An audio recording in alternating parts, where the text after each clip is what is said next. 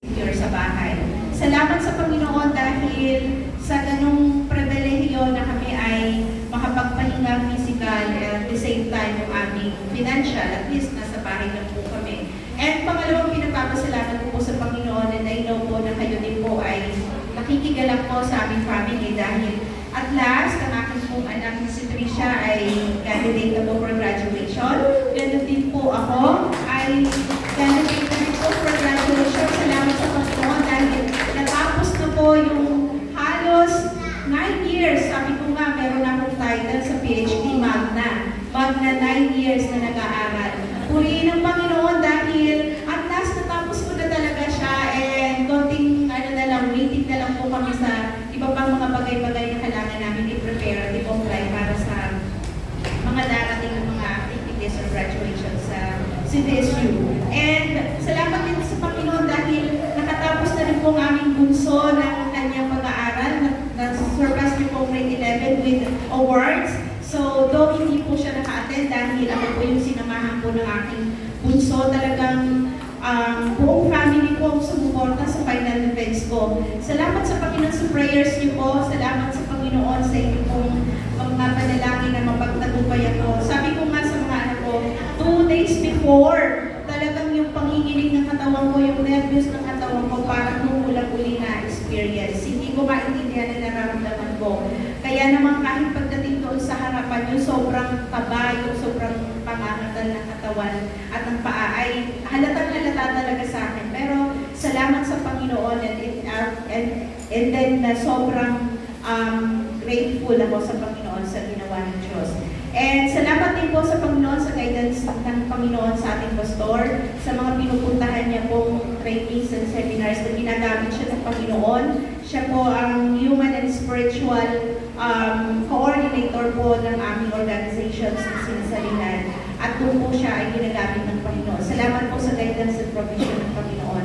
And pang-apat po na pinagpapasalamat ko po sa Panginoon ay kung paano po kumikilos ang Panginoon sa buhay natin, sa ating iglesia, sa mga kabataan, sa mga Sunday school, sa mga men and women na ginagamit ng Panginoon dito sa church, despite ng mga experiences natin, ng mga struggles, ang Lord ang ibibigay ng kapalit na kagalakan. And alam niyo po yun, yung joy na napakaingay sa GC, napakaingay pag magkikita-kita na parang ang tagal na hindi nagkikita-kita. Salamat sa Panginoon sa love na pinag-experience ng Lord sa bawat isa. Kaya tuloy nga po sa Diyos ko po ay binabalik ang pinakamataas na papulit pasasalamat.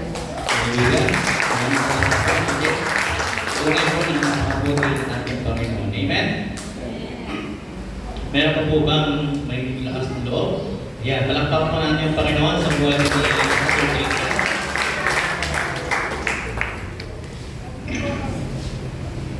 Magandang umaga po sa ating lahat, lalo na po sa ating Diyos na buhay.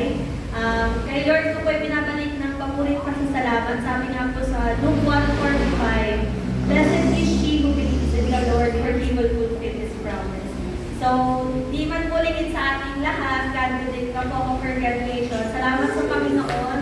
Kasi dapat 4 years po yung course namin, pero na-extend po ako. Pero salamat sa Panginoon sa wisdom and knowledge na ipinagkakaloob niya sa akin. Hindi ko po kakayanin yung semester na dumaan na hindi po ko kasamahan ng Panginoon. Salamat sa Lord sa wisdom and knowledge. Salamat sa Lord sa strength na araw-araw niya ipinagkakaloob kasi lagi po yan sa pag-aaral. Salamat sa Lord sa family na very supportive. Salamat din sa Lord sa SFPC family na lagi akong sinasama sa prayers, especially kapag prayer meeting, kasi yun po yung lagi kong prayer request. Lagi pag tinatanong ni Pastor, ano ang prayer request, lagi kong sinasabi sa mga members na wisdom and knowledge kasi kinabukasan yung exam ko. Actually po nung Wednesday, gusto ko talagang umattend ng prayer meeting kasi gusto kong i-share sa mga prayer warriors every prayer meeting yung prayer na nasagot ng Panginoon. Kasi every Wednesday nga, sa kanila ako nagsasabi na kinabukasan ko, exam ko ulit, puyat po ulit ako ngayong gabi, wala po ulit akong tulog na mag-e-exam kinabukasan. Kaya gusto ko po siyang i-share lalo na sa mga kabataan na hindi hadlang sa pangarap kung bumagsak ka ng isang subject. So, hindi ko po kasi sinasabi sa ibang mga tao kasi medyo, syempre, nakahiya na may mga ibang kabataan na nilulook up kasi ako.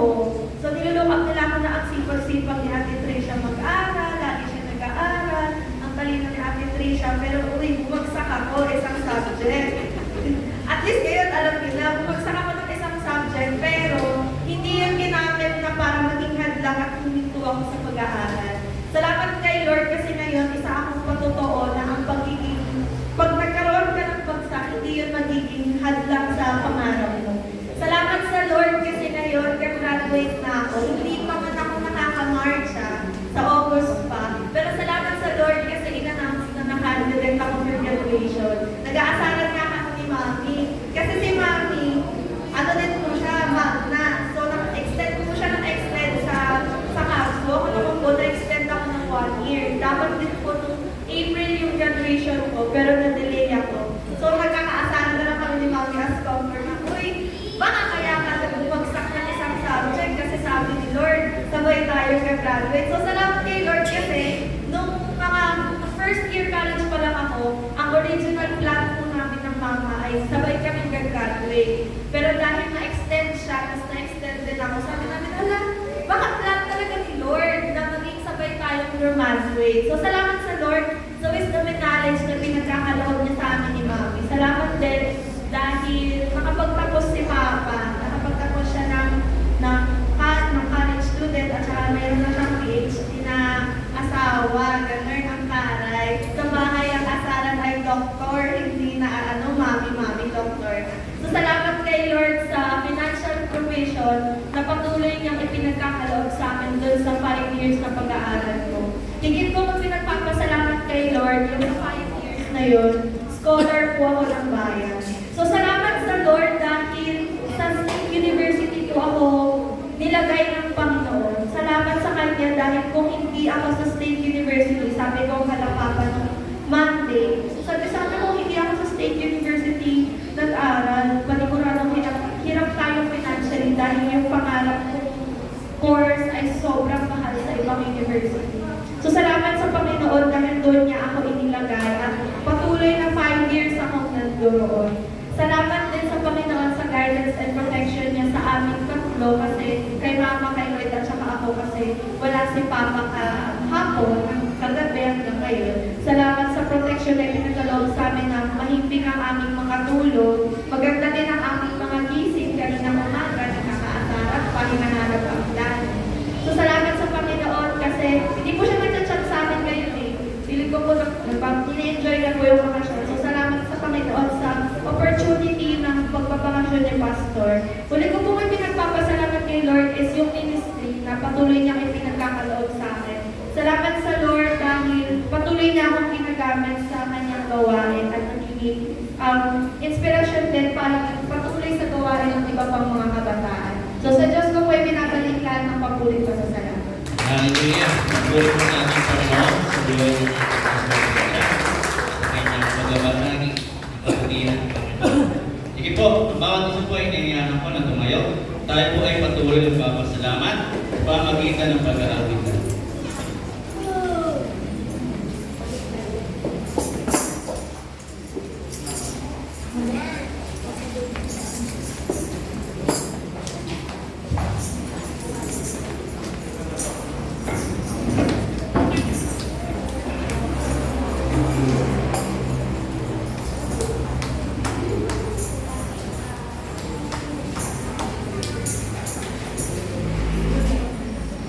Ayan, so magandang umaga po muli sa bawat isa.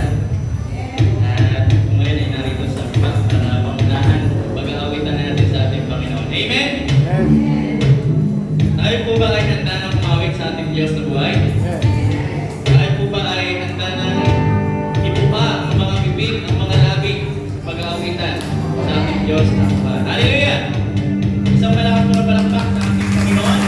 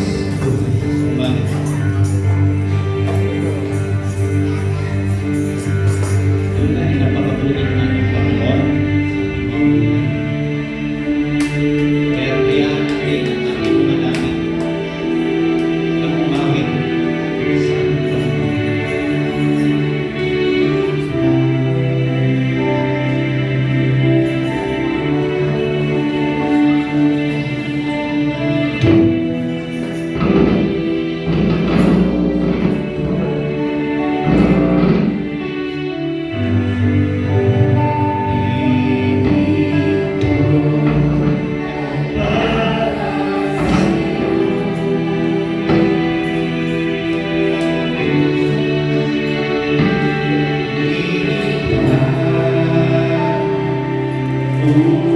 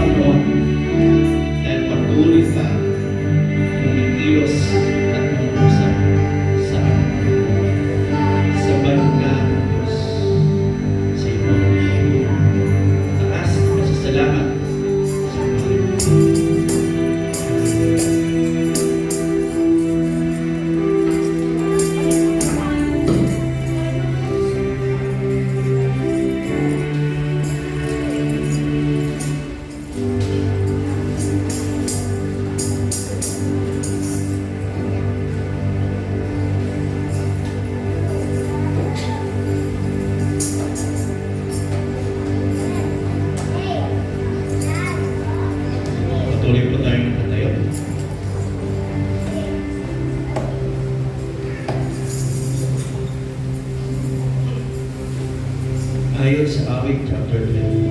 Chapter 23. Psalms chapter 23. Si Yahweh ang aking pastor, hindi ako mag-uula. Pinapahinay